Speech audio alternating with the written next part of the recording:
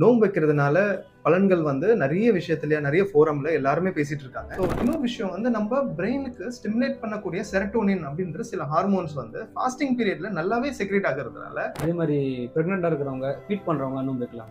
நோன்பு வைக்கிறதுனால நம்ம உடம்புல டீலோமரேஸ் அப்படின்னு என்சைம் இருக்கு. ஸோ அது வந்து அதோட லென்த் குறையிறதுனால நம்மளுடைய ஏஜிங்கும் குறையுது.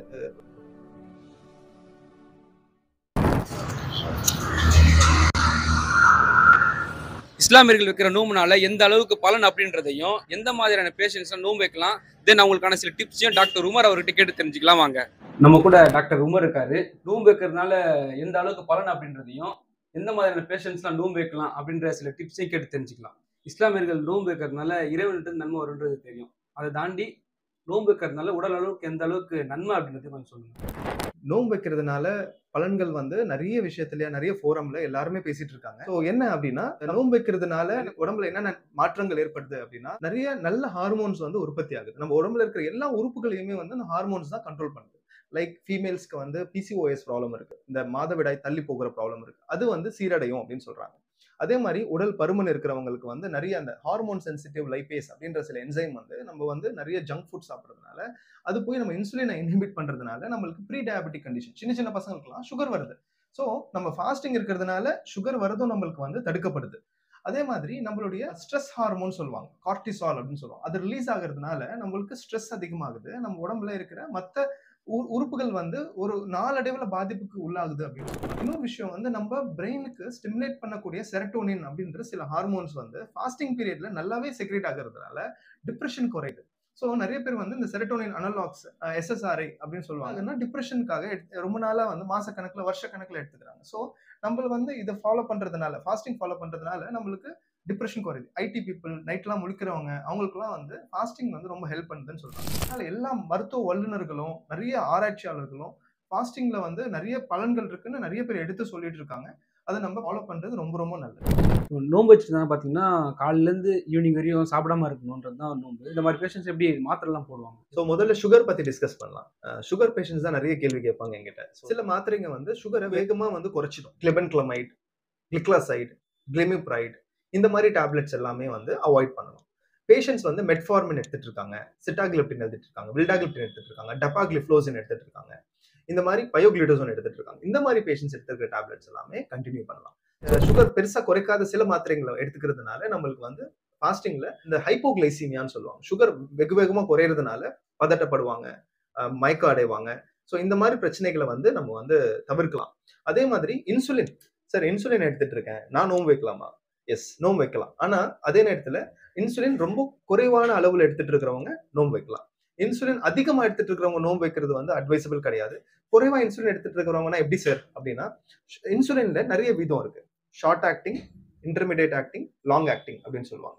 ஷார்ட் ஆக்டிங்னா வேகமா அதோட பீக் வந்து 2 மணி நேரத்துல இருந்து 3 மணி நேரத்துல அதோட பீக் வந்துடும். இன்சுலின் போட்ட உடனே 2 மணி நேரத்துல வந்து அதோட அளவு வந்து ரத்தத்துல அதிகமாகிறதுனால சடனா சுகர் குறையிறதுக்கான வாய்ப்பு இருக்கு. லாங் ஆக்டிங் அப்படின்னா அதோட பீக் வராது, பேசல்லையே கண்டினியூ ஆகும், பேசல் இன்சுலின் அப்படின்னு சொல்லுவாங்க. அது வந்து நம்ம உடம்புல இருந்துகிட்டே இருக்குமே தவிர நம்ம சுகரை ரொம்ப வேகமா குறைக்காது.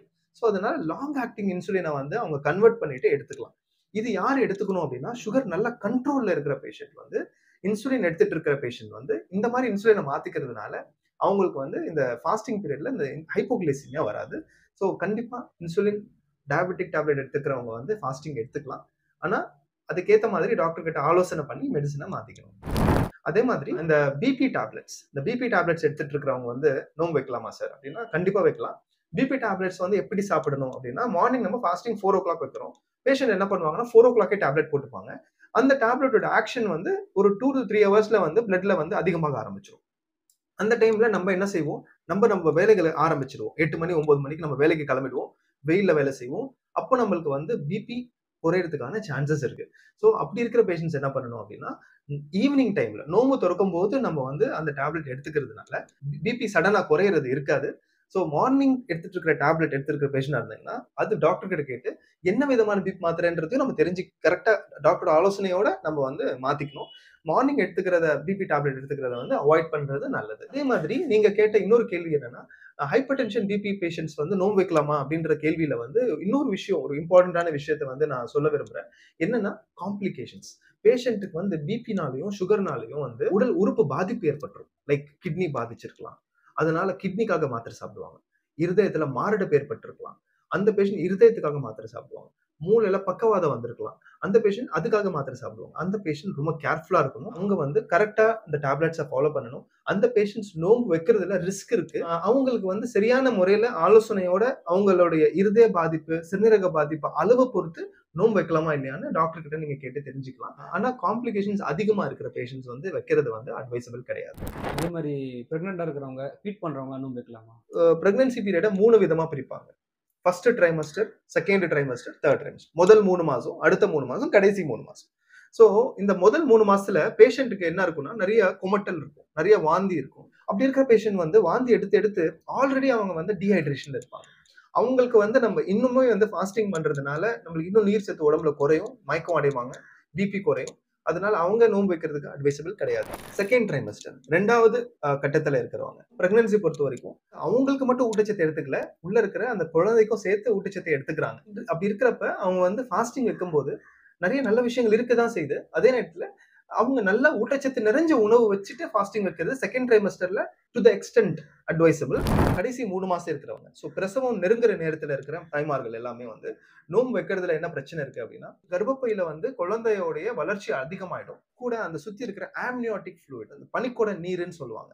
ஸோ அதுலதான் அந்த குழந்தை நல்லா வேகமா மூவ் பண்ணிட்டு இருக்கும். இந்த நீர் வந்து என்ன ஆகும்னா குறைய ஆரம்பிச்சிடும். நோன்பு வைக்கும் போது குறைய ஆரம்பிச்சிடும். இயல்பாவே அது கம்மியா இருக்கும்.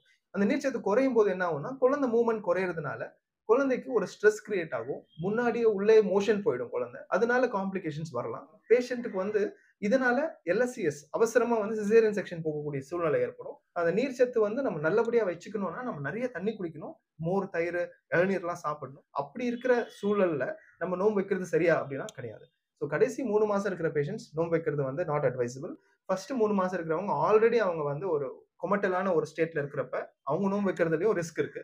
இந்த நடுப்பட்ட காலத்துல இருக்கிறவங்க வந்து டாக்டருடைய ஆலோசனையோட நோன்பு வைக்கிறது வந்து அட்வைஸ். ஓகே. இதுவரையும் கொடுத்த தகவல் ரொம்ப நல்லா இருந்துச்சு. கடைசியா ஒரே ஒரு கொஸ்டின் மட்டும்தான். இப்போ அல்சர் பேஷண்ட்ஸ்லாம் நோன்பு வைக்கலாமா? அல்சர் பேஷண்ட்ஸ் பொறுத்த வரைக்கும் என்னன்னா, நோன்பு வைக்கலாமான்னா கண்டிப்பா வைக்கலாம். ஆனா நம்மளுடைய உணவு பழக்க வழக்கங்கள் எப்படி சரியா எடுத்துக்கிறது அப்படின்னா, நம்ம சஹர் பண்ணும்போதும் கர்டு, மில்க், நிறைய ஃப்ரூட்ஸ் இதெல்லாம் நம்ம கொஞ்சம் நிறைய ஆட் பண்ணிக்கணும். நிறைய ஃபைபர்ஸ் அந்த மாதிரி டயட் நம்ம எடுத்துக்கணும். இந்த அல்சர் இருக்கிற பேஷண்ட்ஸ் இதை எடுத்துக்கிறதுனால குடல் வந்து அந்த புண்ணு வந்து ஆறுறதுக்காக ஹெல்ப் பண்ணும். நம்ம வந்து அல்சர் வர்றதுக்கு ரொம்ப முக்கியமான ரீசன் என்னன்னா நம்மளோட ஸ்ட்ரெஸ். இந்த ஸ்ட்ரெஸ்ஸை குறைக்கிறதுக்கு இந்த ஃபாஸ்டிங் இயல்பா நம்ம வைக்கிற நோன்பே ஹெல்ப் பண்ணும். ஏன்னா நம்ம நோன்பு டைம்ல நிறைய விஷயத்தை கடைபிடிப்போம், தொழுவோம், திக்ர் செய்வோம், பள்ளிவாசல்ல ஸ்பெண்ட் பண்ணுவோம். ஸோ இதனால நம்மளுக்கு ஸ்ட்ரெஸ்ஸும் குறையும். அதே நேரத்தில் நோன்பு திறக்கிற நேரத்தில் பேரிச்சை பழத்தை வச்சும் தண்ணியை வச்சும் தரும். அல்சர் பேஷண்ட்ஸ் வந்து பேரிச்சை பழம் முதல் விஷயம் அவங்களுக்கு இவ்வளவு நேரம் அவங்க சாப்பிடாம இருந்ததுக்கு தேவையான குளுக்கோஸ், கிளைசிமிக் கண்டென்ட் வந்து இன்க்ரீஸ் உடம்புல வந்து சேரும். அதனால அவங்களுக்கு வந்து அந்த மயக்கம் அடைகிறது இருக்காது, ஹேங் ஓவர் இருக்காது. அவங்களுடைய மூளை வந்து திறன்கள் வந்து தூண்டப்படும். அவங்க உடம்புல இருக்கிற குடல், சிறுநீரகம் எல்லாமே வந்து சீரமைப்பு ஏற்படும். ஃபர்ஸ்ட் டேட்ஸ் வச்சு நோன்பு திறக்கணும். அதுக்கப்புறம் நம்ம நோன்பு கஞ்சி வச்சு சாப்பிடணும். நோன்பு கஞ்சிலையும் நம்மளுக்கு எல்லா விதமான நியூட்ரிஷன்ஸும் இருக்கு. அதுல கார்போஹைட்ரேட் இருக்கு, ஃபேட் இருக்கு, தேவையான புரோட்டீன் இருக்கு, எல்லா சத்துமே நிறைஞ்சது இந்த நோன்பு கஞ்சி. இந்த நோன்பு கஞ்சி நம்ம எடுத்துக்கிறதுனால ரொம்ப நல்லது. அதுக்கப்புறம் நம்ம எடுத்துக்கிற டயட்டை அவாய்ட் பண்ணணும். எதை எடுத்துக்கிறோம்? நம்ம நிறைய பஜ்ஜி சாப்பிட்றோம், சமோசா சாப்பிட்றோம், நிறைய வந்து எண்ணெயில வறுத்த பொருட்களை வந்து நிறைய நம்ம எடுத்துக்கிறோம். ஸோ அதை நம்ம வந்து ரெஸ்ட்ரிக்ட் பண்ணிட்டு ஃப்ரூட்ஸ் அண்ட் வெஜிடபிள்ஸை வந்து நிறைய அந்த இடத்துல நம்ம ஆட் பண்ணிக்கணும். தண்ணி நிறைய குடிக்கணும். நல்ல அடிக்குவேட் ஸ்லீப் தேவைப்படும். இதனால அவங்களுக்கு வந்து அந்த அல்சர் வந்து குறையும். அந்த நோன்பு வைக்கிறதுனால நம்மளுக்கு வந்து எல்லாரும் வந்து ஆசைப்படுறதுனால நம்ம வந்து நல்லா அழகா இருக்கணும், பிரைட்டா இருக்கணும். நம்ம வந்து ஸ்கின் கேர் வந்து எல்லாரும் ரொம்ப இம்பார்ட்டன்ஸ் கொடுக்குறாங்க. ஸோ இந்த ஏஜிங் அப்படின்ற ஒரு விஷயம் வந்து அந்த ஃபாஸ்டிங் பீரியட்ல வந்து குறையுது. ஸோ நம்ம வந்து வயசு அதிகமாகிற மாதிரி ஃபேஸஸ்லாம் நிறைய பேருக்கு வரும். எனக்கு வந்து சின்ன வயசு தான் சார், ஆனால் வந்து என்னோட ஸ்கின் வந்து ரொம்ப ரிங்கிள் ஆகுது, கருப்பு கருப்பா வருது, ஸ்பாட்ஸ் வருதுன்னுலாம் சொல்லுவாங்க. ஆனா நோன்பு வைக்கிறதுனால நம்ம உடம்புல டீலோமெரேஸ் அப்படின்னு என்சைம் இருக்கு. ஸோ அது வந்து அதோட லென்த் குறையிறதுனால நம்மளுக்கு வந்து வயசு கூடுதுன்னு சொல்றாங்க. அதே நேரத்துல நம்மளுடைய ஏஜிங்கும் குறையுது. ரொம்ப நல்லது அப்படின்றது வந்து நம்மளுடைய உடம்புக்கு மட்டும் இல்ல, நம்ம தோலுக்கும் ரொம்ப நல்லது அப்படின்றத நான் தெரிவிக்கிறேன். ரொம்ப தேங்க்யூ டாக்டர். கொடுத்த தகவல் ரொம்ப நல்லா இருந்துச்சு. தேங்க்யூ. இந்த பேஷண்ட்ஸ்லாம் வந்து நோன்பு வைக்கலாமா வேணாம்னு ரொம்ப குழப்பத்துல இருந்திருப்பாங்க. நீங்கள் கொடுத்த தகவலோட அவங்களுக்கு ரொம்ப பெரிய கிளாரிஃபிகேஷன் கிடைச்சிருக்குன்னு நினைக்கிறேன். ரொம்ப நன்றி. நன்றி. தேங்க்யூ.